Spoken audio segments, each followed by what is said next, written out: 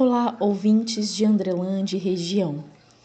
Estou aqui hoje, Camila Ribeiro do Carmo, médica veterinária do Pet Shop Clínica Veterinária São Francisco de Assis. Estou aqui hoje para falar para vocês sobre a questão da leishmaniose. Você sabe o que é leishmaniose? A leishmaniose temos a visceral e a tegumentar. E você sabe que o médico veterinário ele tem um papel fundamental para a prevenção desta doença?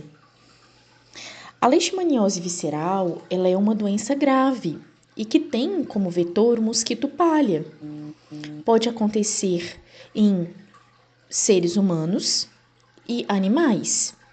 E ela está se avançando cada vez mais na nossa região e no Brasil inteiro, em locais mais específicos. Em Minas Gerais tem as cidades endêmicas, que nós precisamos ficar atentos com tudo isso. A leishmaniose visceral, ela representa hoje uma situação de muitos óbitos, tanto em pessoas quanto nos animais. O que a gente precisa estar atento é que é uma enfermidade que historicamente ela afetava, às vezes, a questão só das áreas rurais, mas ela tem se avançado para os centros urbanos, impulsionada por fatores como o desmatamento e ocupação desordenada e o crescimento das áreas periurbanas. Essa expansão ela acende um alerta para a necessidade de ações preventivas integradas e contínuas. O que é essa doença? Ela é causada por protozoários do gênero Leishmania e ela é transmitida pela picada do mosquito palha, o Lotsomia longipalpis. Ela é dividida em duas formas principais: a cutânea, que provoca feridas na pele, e a visceral, considerada mais grave por atingir órgãos internos, como fígado, baço e medula óssea. A transmissão ela ocorre quando o mosquito se infecta ao picar um animal ou um ser humano contaminado e, posteriormente, transmite ao parasita em outra picada. Então, o que é o vetor, o que veicula a doença é o mosquito. O animal e o ser humano, eles são simplesmente o processo da doença. Mas o que a gente precisa ficar atento é esse controle e essa prevenção para o mosquito. Coleiras repelentes é muito utilizada para isso e o cuidado com o ambiente onde vivem os seus animais, os seus cães, principalmente reservatórios urbanos, que são medidas fundamentais, normalmente em ambientes que você não recolhe o seu lixo ou que às vezes o quintal fica sujo. Tem que tomar muito cuidado porque o mosquito ele vem. E a gente precisa ter essa consciência de utilizar a coleira repelente, fazer o uso de medicamentos repelentes, de ações que facilitam com que evitando que o mosquito pique, né, o seu animal. Normalmente, o médico veterinário ele está ali para estar ajudando a ter essa consciência. É um papel muito importante nós, como médicos veterinários, informando a vocês que a gente precisa tomar essa consciência de que as situações estão cada vez mais piorando e que os animais eles ficam infectados, sempre considerando o fator, né, como qualidade de vida, o prognóstico e o risco de transmissão. A definição do diagnóstico definitivo com um estadiamento clínico adequado é essencial tanto para a segurança sanitária, para a questão de saúde pública, né, de nós, seres humanos, e para os animais, de todos os setores públicos da saúde pública municipal, precisamos estar atentos a isso.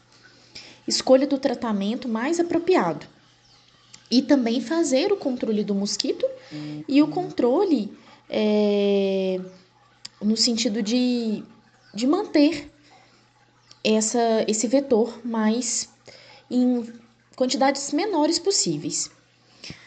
A atuação veterinária ela também inclui orientação para vocês, tutores, como eu estou aqui hoje para falar para vocês em usar coleiras inseticidas, repelentes tópicos e práticas de manejo ambiental, que envolve a limpeza regular de quintais, o controle da matéria orgânica, de fezes, urina e a instalação de telas em canis.